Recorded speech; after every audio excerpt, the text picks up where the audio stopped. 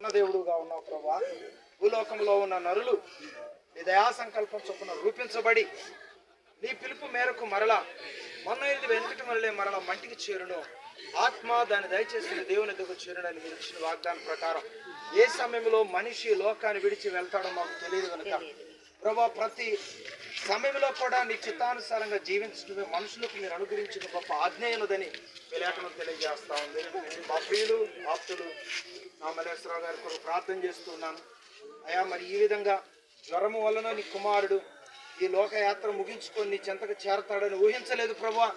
తెలియని రీతిలో అనుకున్న రీతిలో నీ కుమారుడు కాయలు పడి అయా నీ పిలుపునందుకొని నీ ఎద్దకు వచ్చి ఉండగా దేవా, నీ దాసుని యొక్క ఆత్మను మీ సంధికి చేర్చుకోండి. తన తల్లిగారు అల్లాడిపోతా ఉంది, మీరు ఓదార్చండి. తన భార్య, కుమార్తె, కుమారుడు, అన్నదమ్ముడు సంతానం, తోడబుట్టున బంధువులు, మిత్రులు, శ్రేయాభిలాషులు అందరూ కూడా ఎంతో వేదనకు గురై సంతాపం తెలియజేస్తా వచ్చారు ప్రభా.